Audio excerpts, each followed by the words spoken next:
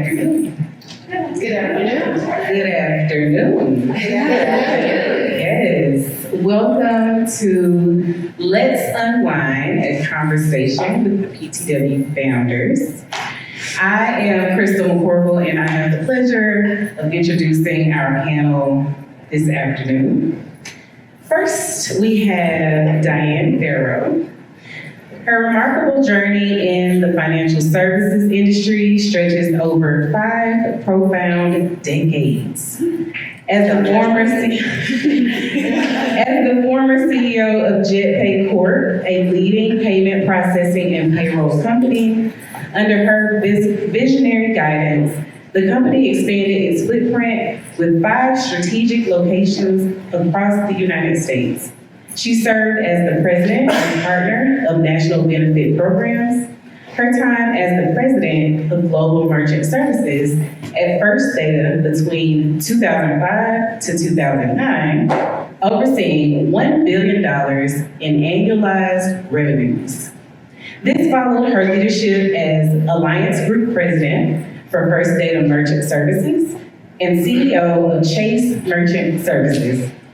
She's a past president of the ETA, has served on advisory boards for Visa and MasterCard, and held board positions with MerchantLink and FrontStream Payments.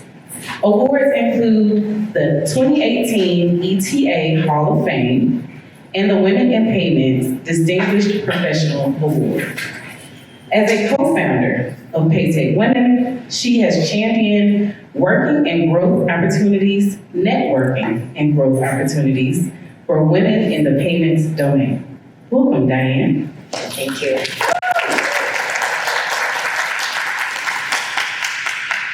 To her left is Miss Holli Targan.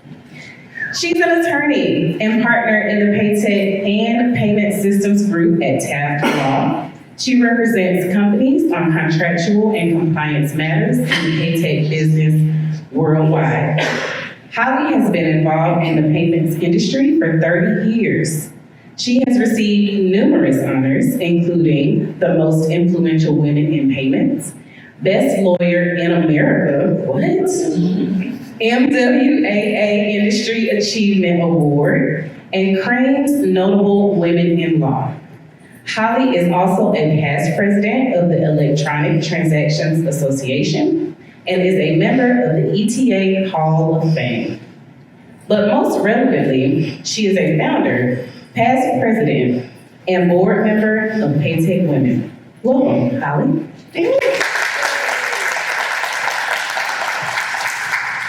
Our moderator for today's session is Outhay Lovan. She is the Chief Strategy Officer at VizyPay. She is dedicated to scaling and growing the organization through strategic initiatives. Outhay is passionate about people strategy, a modern approach to human resources. With over 15 years of experience in HR, she aims to grow and disrupt the traditional human resources cycle with a more people-focused and strategic approach, aligning individuals to organizational goals. Her mission statement: inspire influencers to ignite empathy. Welcome, Outhay.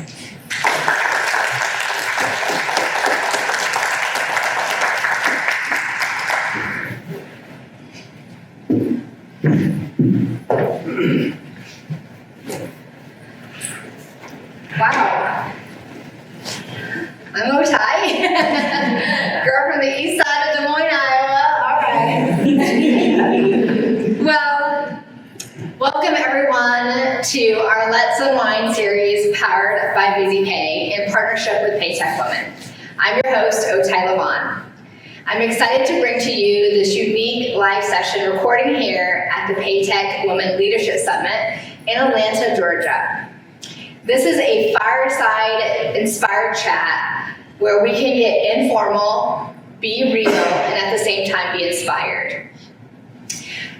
I'm kicking off the Let's Unwine series here at PTW today.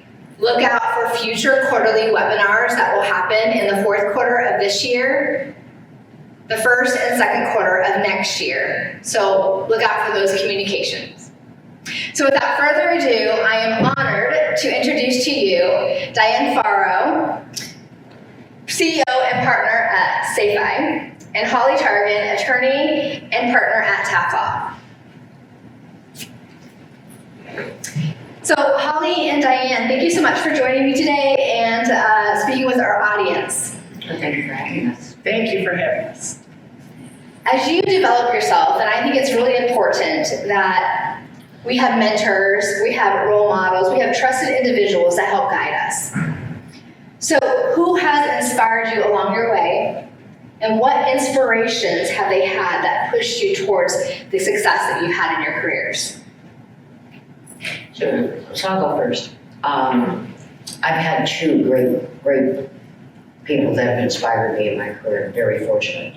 I grew up in Chicago, so my first job was at First Chicago, which of course is no longer there. But I worked for a female, and I was probably in my mid-20s, and I just would get into situations, confrontations with some male advocates, and just things that would happen. And I remember her telling me, so you have to laugh, I'm sure, so she would say to me, just suck it up. I'd be like, really?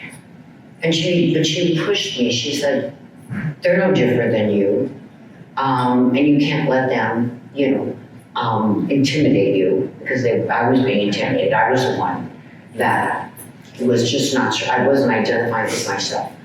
And so it was interesting, but she led me along the way, and I can't thank her because she was my first one. My second one, I don't name, the second one I won't name, because very good in the industry. But I then relocated my family to Fort Lauderdale, Florida, and started out with a major credit card company in Fort Lauderdale. And he had joined probably a couple months before myself, and he continued on. The companies were sold. He became CEO. And by this time, I was probably in my early 30s, and I was running the operations division. And he said, "You're so much capable of doing a lot more," and moved me into. I took over the whole division of national sales, which again, if doing sales is totally different than sitting here talking to you. It was like, no, I can't do sales, but I did. He pushed me into sales.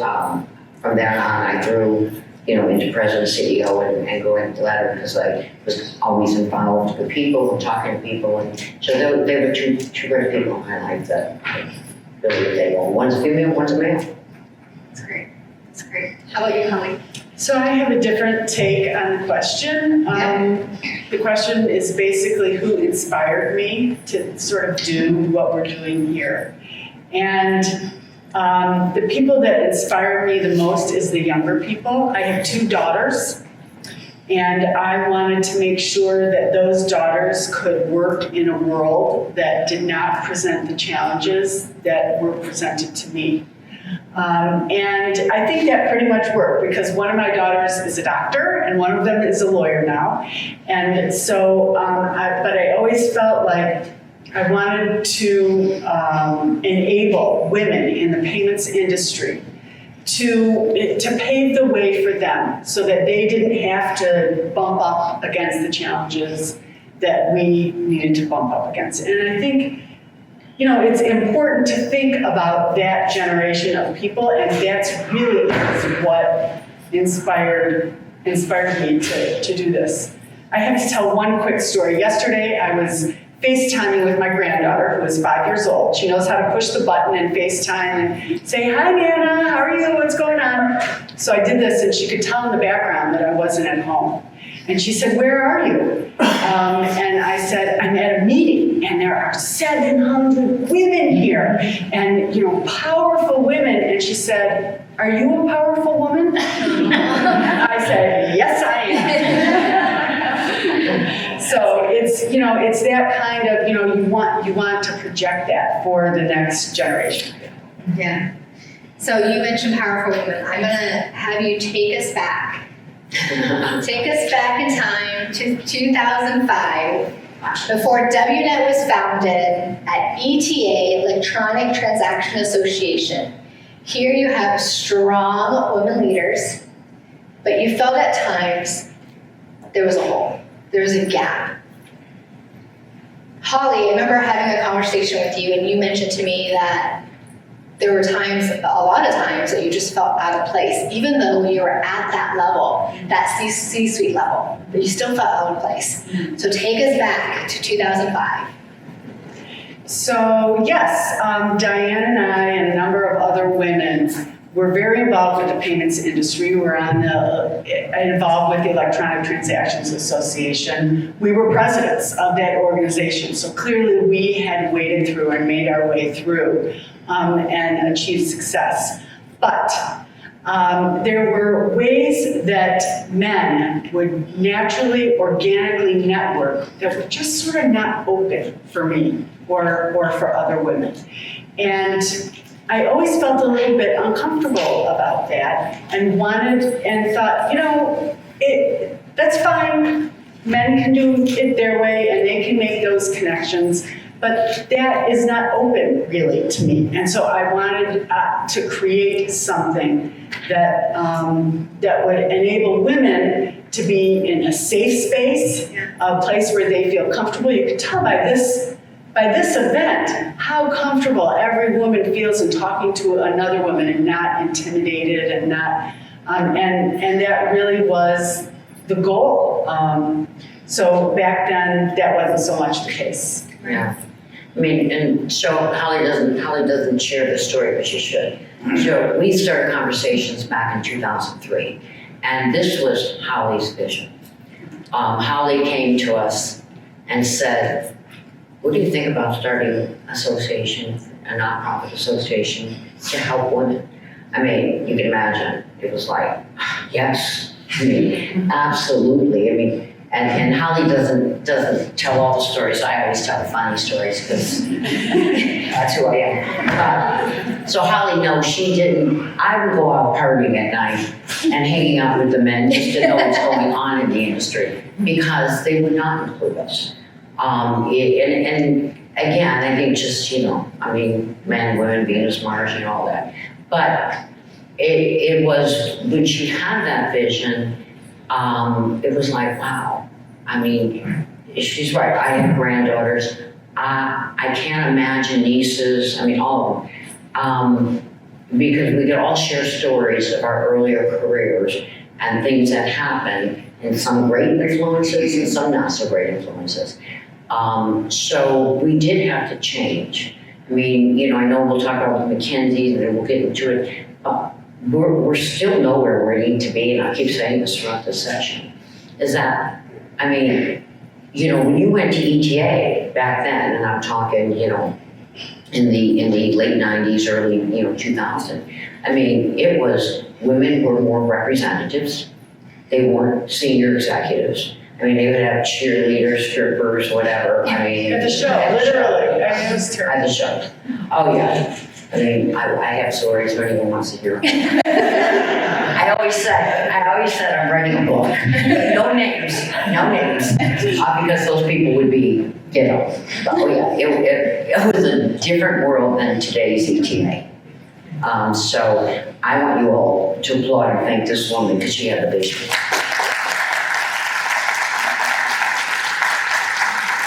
I always say, when people say that, that was the seed, but I needed help to make that seed grow into a flower, right? And that wasn't just Diane and Linda, who were absolutely instrumental, but it was also every person who participated in these past 20 years.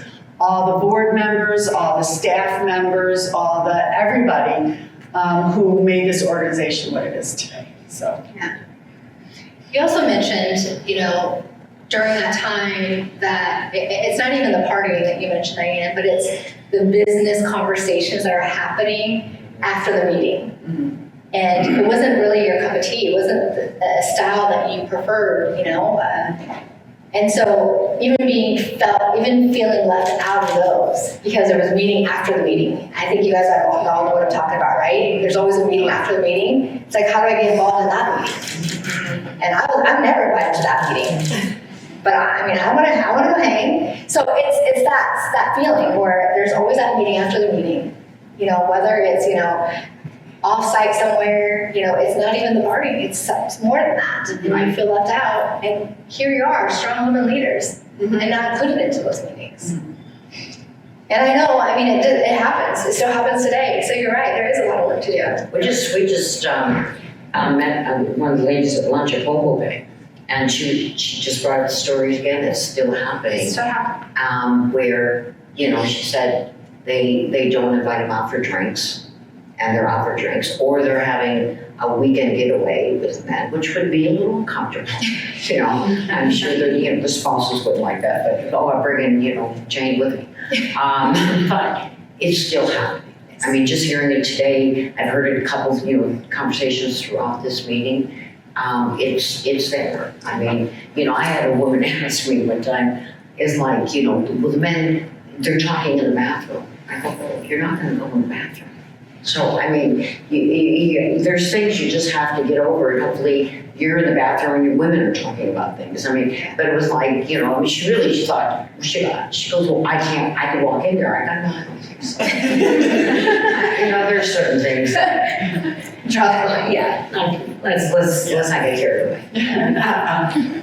But yeah. Well, I appreciate you, Diane, mentioning that, you know, with Holli and how she kind of had this idea 3 years prior to 2005.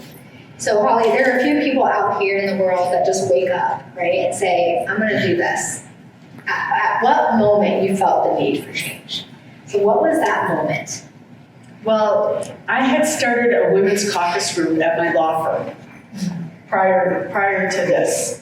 And it was because I saw the same thing happening, because I'm in a big law firm, there's tons of men there, you know, so I wanted the women to get together, and I saw the energy in the room at those events, and I thought, I need to do this for the payments industry too.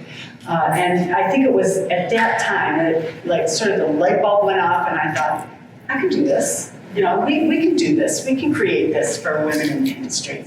So it was when I sort of had a platform success somewhere else that I knew that we could bring it to a broader audience. Yeah. Why do you feel it's a challenge for us women to fit in a male-dominant industry? I can take it. I I'll think, go first. you know, there are societal views that, you know, women are not as competent, women are distracted out of working functions because of childcare and home and, you know, take care of parents, you know, the women. And so I think that it's those forces that are bearing down on women in general in business. I think it's gotten better with the DEI movement, because now there are at least people, men and women, are being given the opportunity to attend sessions where their consciousness is being raised because of when they're sort of taught DEI type concepts, and be inclusive, and this is how you speak or you don't. So I think it is getting better. It doesn't mean it's not there, but I think that has sort of helped. I'll agree with Holli. Again, from when we started to where we are today, significantly better. But there's a long road ahead of us. And only, you know, we can change it. I mean, you know, and I'm not saying today, Holli's right, DEI changed a lot where people would stay back and, you know, like, you know, you should be home raising your kids. And people would make comments, you know, about that situation. And I think the confrontation was, well, you know, if I hire her, she's gonna get pregnant. she's gonna be away from work, she's gonna go on maternity leave, not thank God we have maternity leave for men. That was awful, and I've heard that, believe me. Because I've seen a lot of things after I was done with childbearing, and I would hear comments from men. And all I can say is ignorance, that's scary. It's changing, but it's okay. We are gonna, our family should come first. I'm sorry, you're working, you give a lot of your time, you're spending a lot of days work. I would think nothing of going home, making sure my kids are taken, and then working at night again. That's normal. I think men too now Men too. think that there should be more family. Yeah. That they should devote I more totally to family agree, Holly. than in the past. So it's changing. Family is key. How many years ago we gave up our families to spend time working, doing things, and thinking that's the way it should be? It's not the way it should be. Families are the key to us. That's it. Once this is over with, that's your family. So I think that's changing, and people are realizing, and we're seeing it. Again, you're seeing more change, but I can't say it again. Only you guys can all make the difference, because we need to stand up for ourselves. And yes, it's okay to say I am entitled to that job. I know I can do that job, and it should be my job, or pay, or whatever. Because you are going to get people who still, haven't crossed the line, that are still thinking, that haven't moved forward. I think the younger generation, that's changing completely. I see it. I have 2 boys, 2 grown men, and I see it. I see my son involved in everything with his kids, and it's equal. It's not this, you take care of the house. It's equal. So it's changing. But like I said, it's still a lot more to do. Yeah, there's a good balance now. Yes. And people are learning that it's okay to have a balance. Right. The empathy factor is being played into this. Right. The terminology I think I've heard before too, in my younger career as I was starting up, was the term soft. Yeah. And with DEI pushing forward, right, people are now empathizing and understanding a little bit more. You're saying I'm soft? Okay. You want to see me get it's like, okay. Yeah. That's great. So after you launched WNet, did you feel any pressure, backlash, or any criticism? I'm sure. Oh, yeah. So let's talk about this. Well, so I'll start with that one. Okay. So again, we were a nonprofit. And each of us took roles of what we needed to do. And thank God.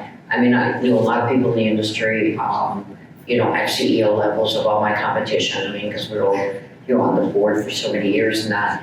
And it would be interesting. You're literally knocking on doors, calling people, explaining, who we are, what is PTW, we're a nonprofit, and asking for, at the time, our largest sum was $25,000, which is a lot of money.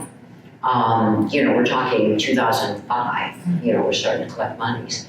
And I'll tell you, 80% just wrote a check. And I even say it, and I say this to them, I thank them all the time.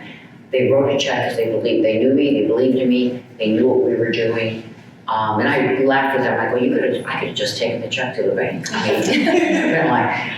they did. They wrote checks, and these are, Global Pay, First Data. These are all CEOs of They these companies. trusted us. We had personal relationships with these people. Yeah. And we explained what it was we were out to do, and they were like, okay, I trust you, I believe in you, I'm gonna support you. Right, and they did, and I tell you. But then you had others who at the time, we were strictly a women's organization, nonprofit. We didn't allow males in. So there were others who said, well, if you won't let me join the organization, then I won't give you any money. And we would, and then when we were still on the Outhay board, so when we would go to board meetings, which was still significantly male dominated on boards, they would make fun of us, say, I can't believe you started a women's organization. I can't, why would you, well, we don't have a men's organization. We need a men's net, and we'd be like, you are, Yeah. the entire That's right. industry is That's right. men's net. Men's net. You don't need a women's. Right, and they would, I mean, not harass us, but make jokes, at the meetings, or, we would have, board dinners and all that. They would make jokes.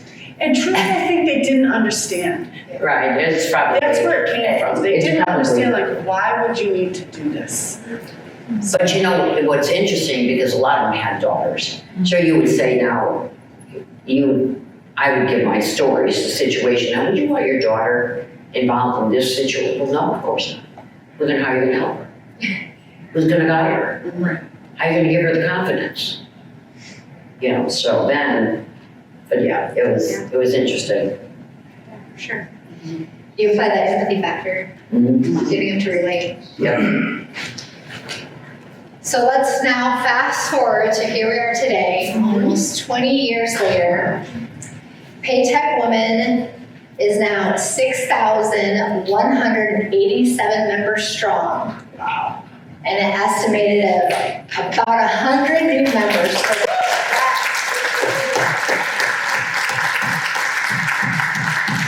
And at this leadership summit, we have around about 700 attendees. That's awesome. Yes. Yes.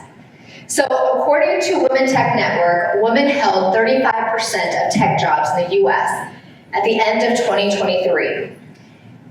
And according to Statistica Research, women on boards in 2016 was about 15%.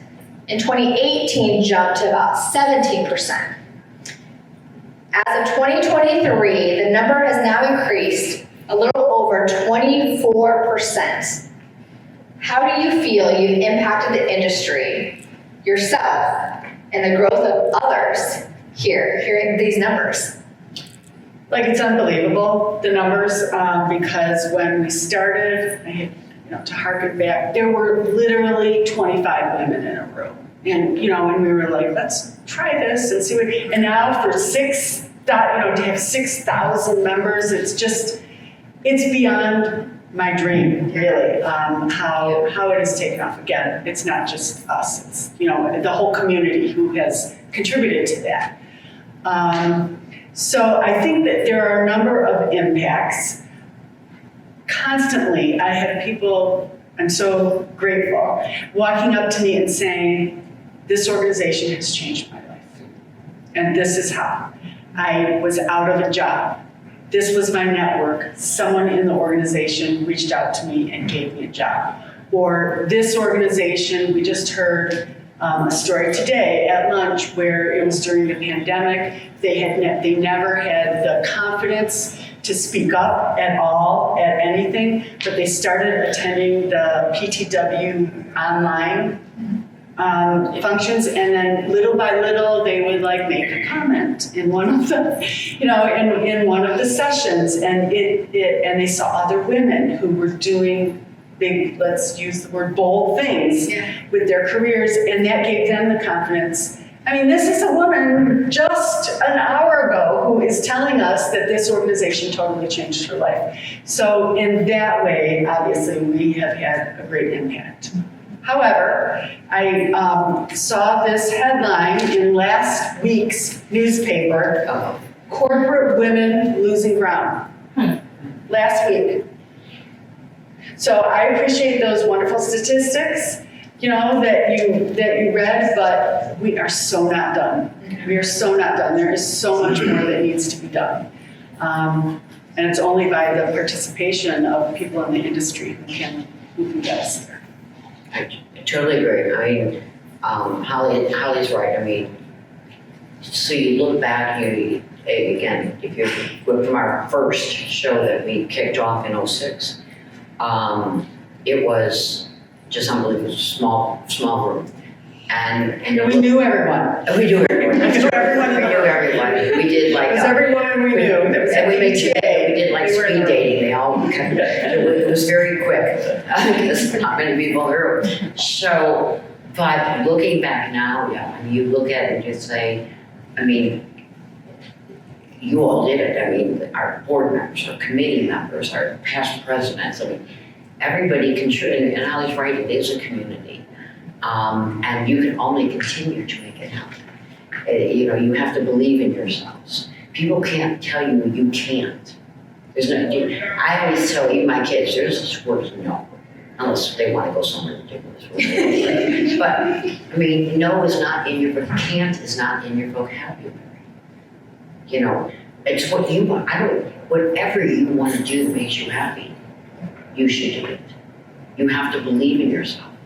And you have to network. You know, there's things that I wish I did a better job networking. I know a lot of people, but there was always times that I was a single mom, so there was a lot of times I couldn't go hang out or, you know, whatever. I had children. But you should network if you can. This is especially where you're at today. Meet people. Meet your they're competitors. You're not stealing secrets. Talk with them. Get to know them. You know, I mean, you know, they're in the same situation. They have the same stories, and they'll help you. And then just talk. You know, like anything, if you're talking to your family member, when you talk to somebody that are experiencing the same situations, they're not going to solve your problem. Only you can solve your problem. It's going to make you feel better. And we all have the same situations. We have good, bad, indifference. So, like I said, I can always tell everyone, believe in you, because that's what created my future, is finally believing in me and my capabilities and what I can deliver. And again, yes, and I don't say it again, being a single mom will make me push harder because I had to support that family and make sure they get through college and they get through what they need to do in their lives. But whatever situation, believe in yourselves and do what you believe is right for you. And no one can tell you you're not capable of that job. You know, so that's just, thank God I start crying like it really but yeah, so. Great piece of advice. I have to say, in the last couple days, I've been in awe around these ladies. When I'm around you, I just feel like, gosh, I feel a little famous, you know? I've seen people and I'm like, hey, have you met Holli? Have you met that? No, I've heard of them. But let me introduce you to my new friends. So before I get to my last question, I want to turn it over to our audience here. What questions do you have for Holli and Diane?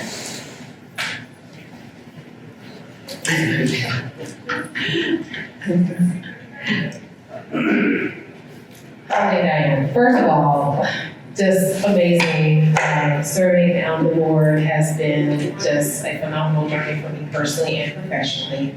And so even though we have conversations around strategically where we want to go, I would love for you to share just your perspective. Yes, we've made that 20-year journey, but where would you like to see us in the next 20 years? Great question. Great question. I'll start. I mean, I think we share the same vision, and I mean, of course, I mean, triple, quadruple. I mean, you know, I would love to see 20,000 women, you know, part of it. I would like to see us worldwide. I believe we should be hindered just in the United States. I mean, we're in Canada. We're doing something in London. We need to grow.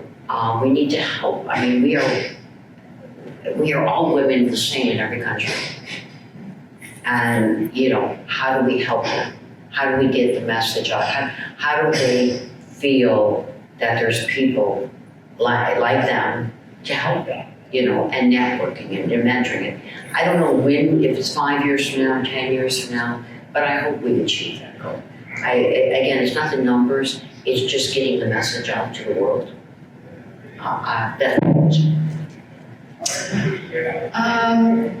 I agree with that. I think we have a ways to go still in the United States. There are many segments of the payments industry that don't know about us yet. We started out in the merchant acquiring space because that's, where we've worked. But there are financial institutions, there are banks, there are finance companies, there are, securities companies, there are many aspects of financial services that I think we could reach and help. So I would like to see that in the next 20 years. I would also like to see our financial stability in the next 20 years, because every year, we hold this event, we say we have 6,000 members. Every year we scrape for money. And it is a struggle every single year to make sure that we can make our budget, and we're very limited in what we can do by the resources that we have. So in the next 20 years, and that's something too, if people in this room and people listening could help us with, we would be able to be that much stronger. So I would like to see the financial basis of the organization be much more secure over the next 20 years than it is right now. Hey, John, I don't look at the money, like it's just, it will come.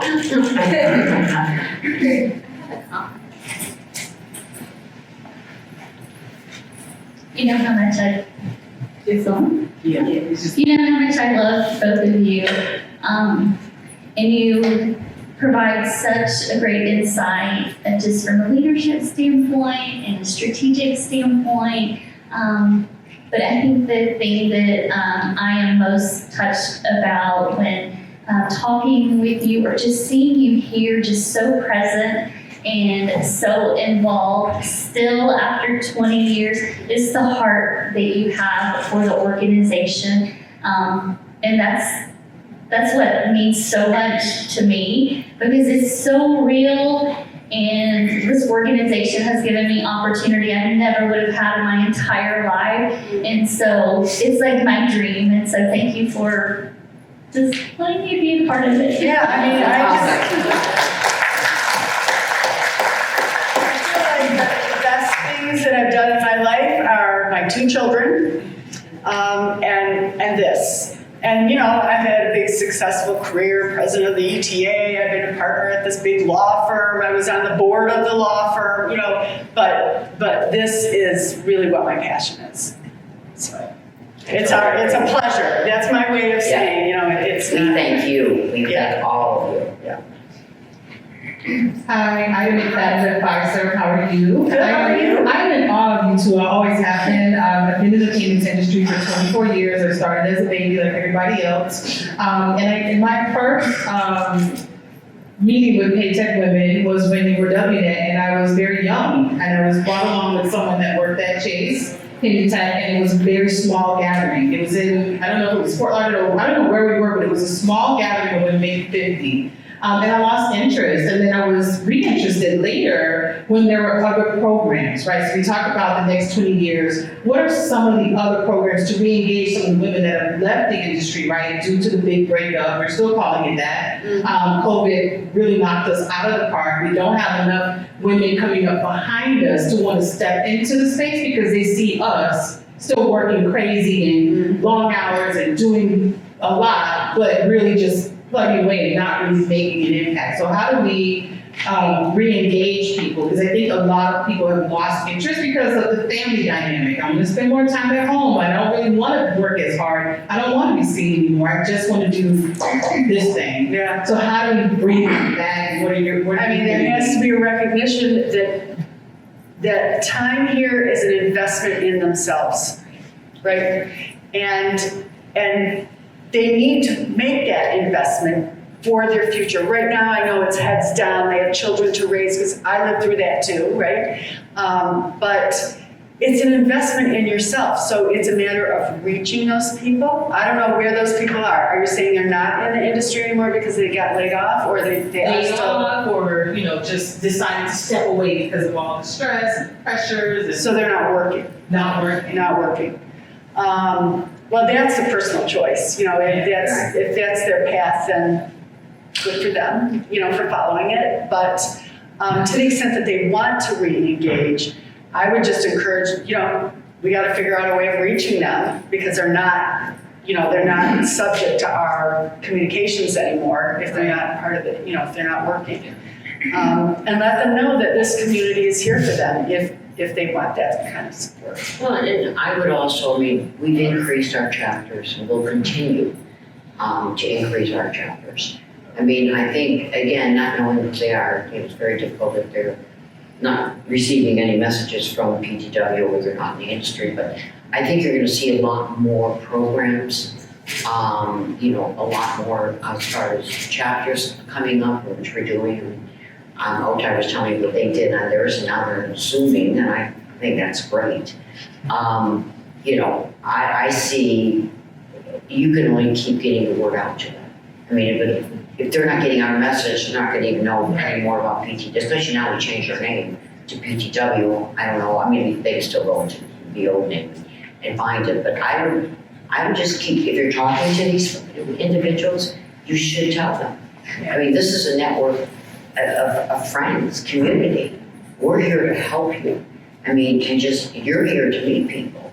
And again, chapters, go to one of the chapters. I mean, I'm wondering if LinkedIn, like more LinkedIn presence or more LinkedIn community might help or something. I'm thinking through it, but I just know that there's a bunch of women that are interested, but not interested, but interested. It's kind of like, how do we get you to cross that line? I mean, some of it is that one of our goals, it's not just professional development, it's personal development too.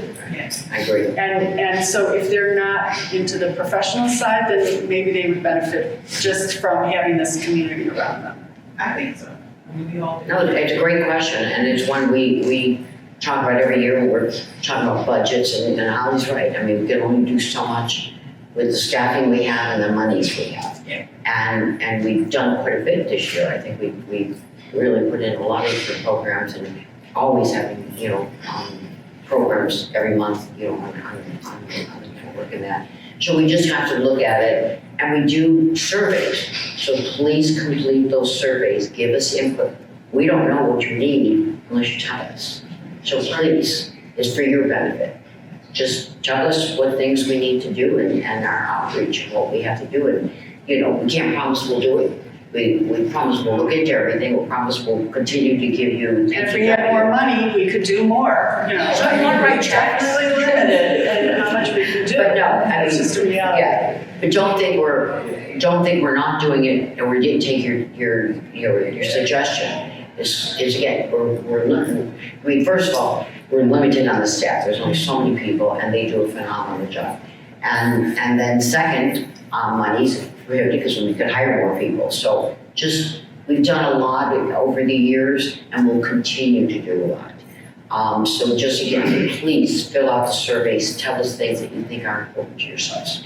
I know from Fireside's perspective, we just keep bringing new people because new people, new eyes, new thoughts. Yeah. So this year is trying to That's great. increase it by 10%, new people, not people who've always been here, but newer people who've gotten a lot of great ideas. So we'll gladly share on the survey what we've heard and how we think we can increase the footprint. Thank And you. that's great, and like you said, we've talked about this too, coming out to your organizations and talking to folks, and I mean, there's things we can do, I think. Try this out.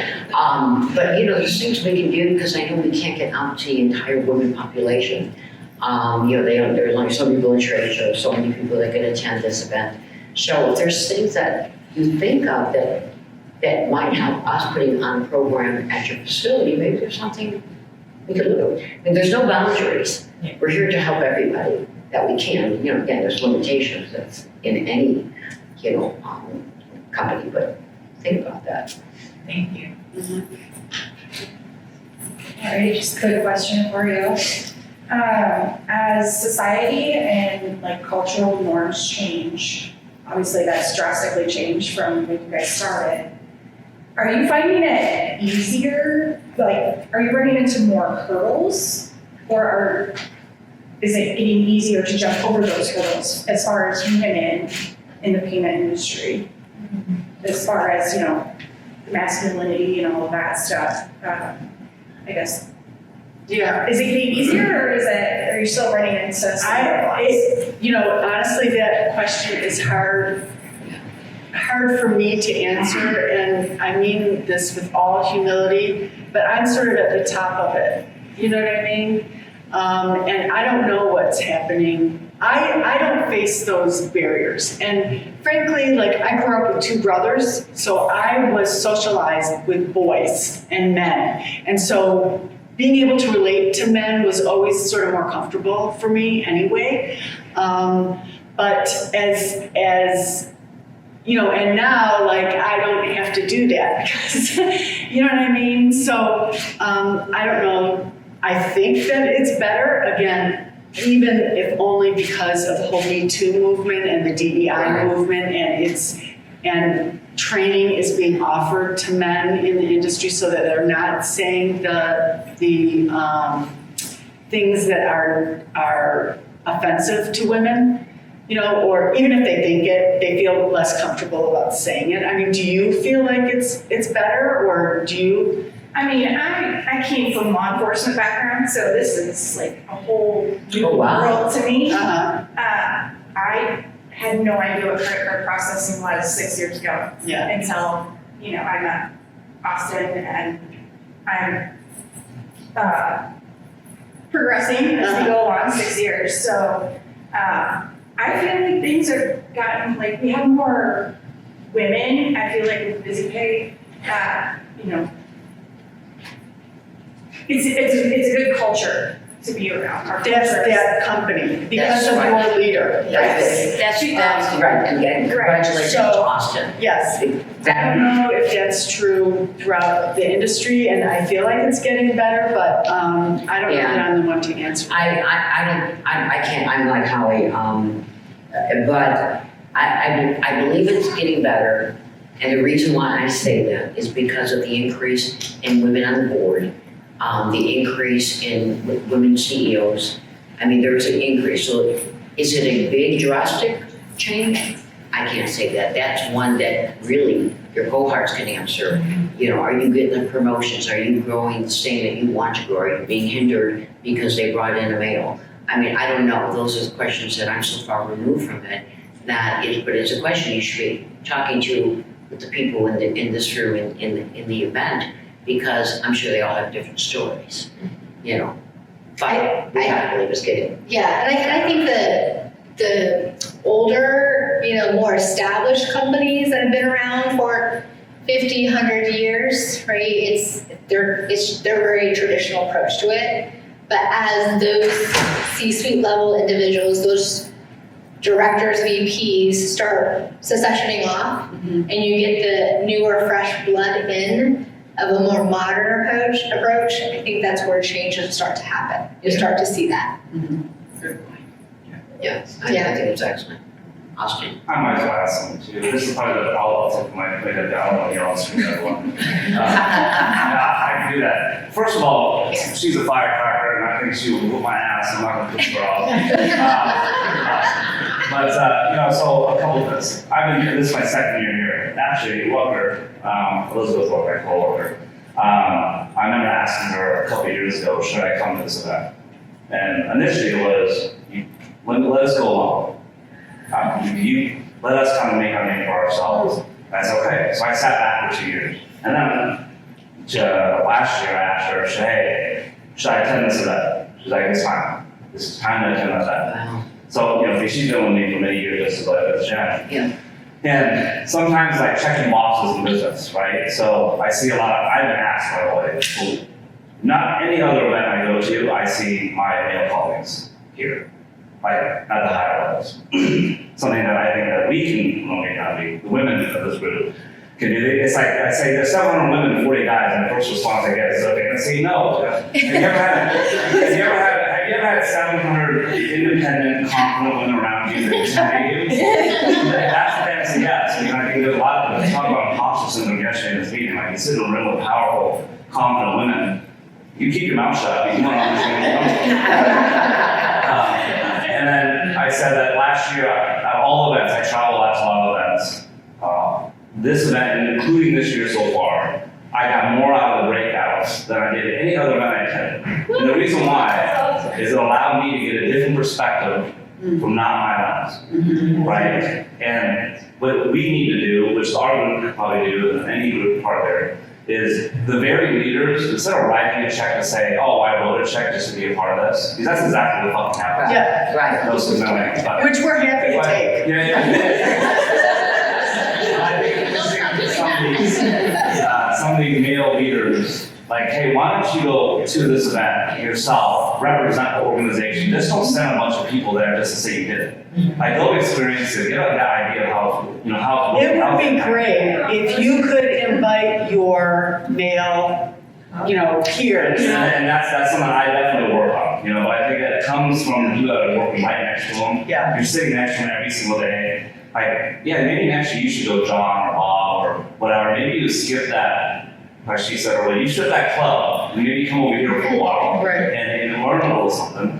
But so with these guys are powerful women. I think they know I'm 100% behind my mom. I've been on more divorced since I was 4. I kind of look from a different perspective. I spent 21 years in this business. 11 of my years, I was taught to work hard and make a lot of money, screw mental health, screw everything else, and there's very rare women in the industry of my time too, by the way, 21 years. So I'm maybe not at your level yet, but I'm catching up. And so when we started this organization, the only way to make a difference is 98% of our staff out of 85 are from outside the payment space. You can't disrupt it behind the same guys and gals that get into it, because they're used to the same habits and the same things, so they may not speak up, or they may want to do it the same way. So they challenged me to never be in that position again. Yeah. And I think it's not as big of a me being leader, but it's the very voices of her taking ownership to sit on the stage with, in my opinion, 2 very powerful women in this business.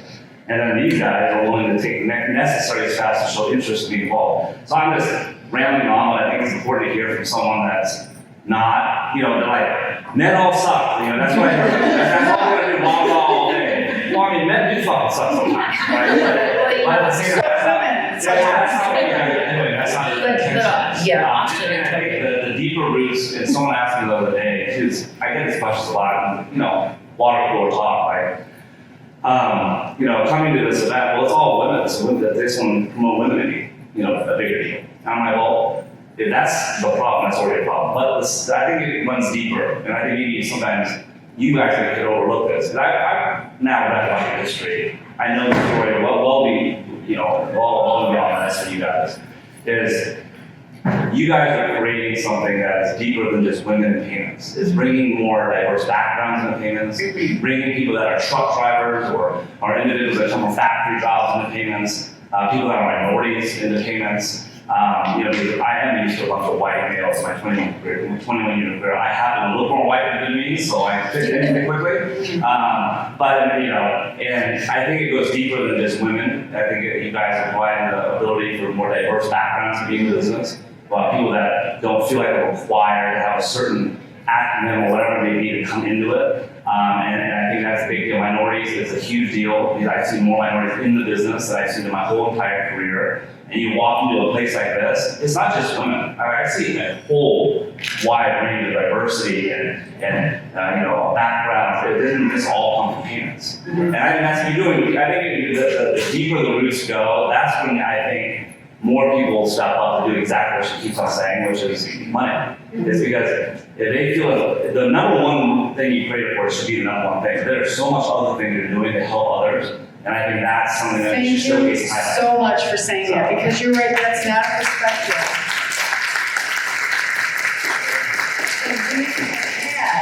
And we're gonna have to take that back and strategize around that, because it's very, and I will say that the minority representation is very intentional, because we had a couple of minority women, and we were like, we need to broaden this out. How do we do that? So it's not like that just happened. You know what I mean?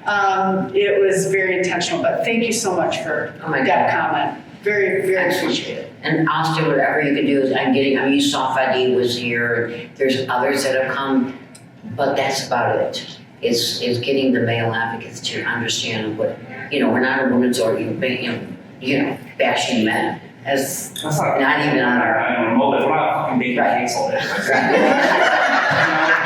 actually doing something that's actually more than I is to write a check, say we're there, but Why don't you show the fuck up? I'm Yes. tired. I agree.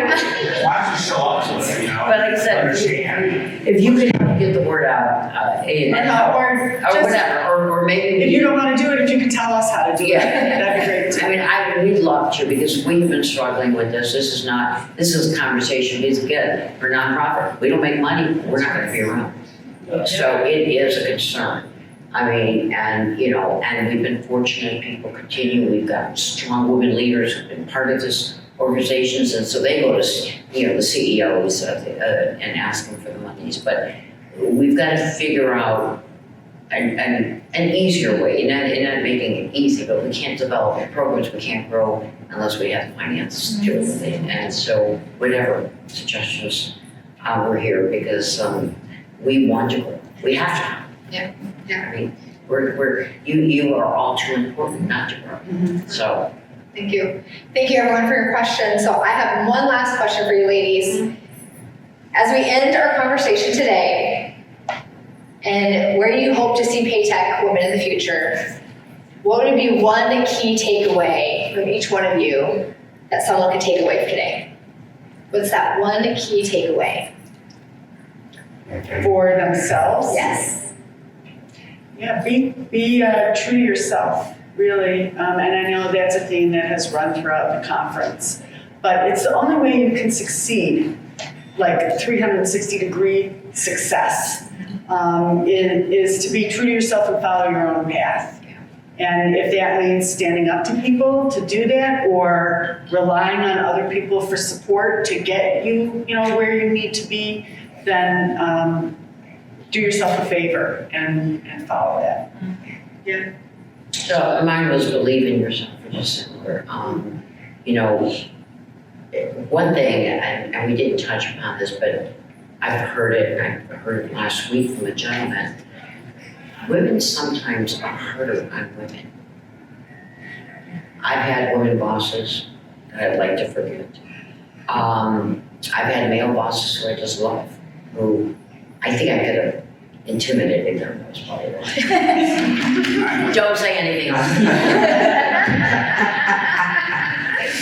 But sometimes it's amazing, and I sit there and I go, wow. And this gentleman at ETA last week, we were sitting down talking about, I was talking about PTW, this week, and he said to me, he goes, Diane, why are women so rude to women?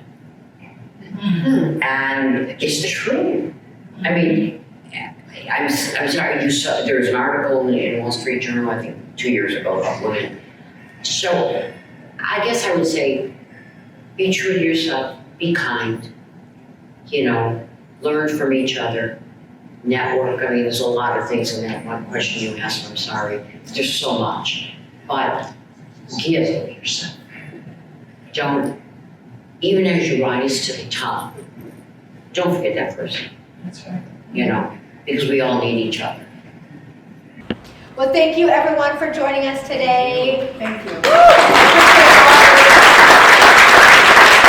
on the lookout for more communication regarding our fourth quarter Let's Unwine series, first and second quarter as well.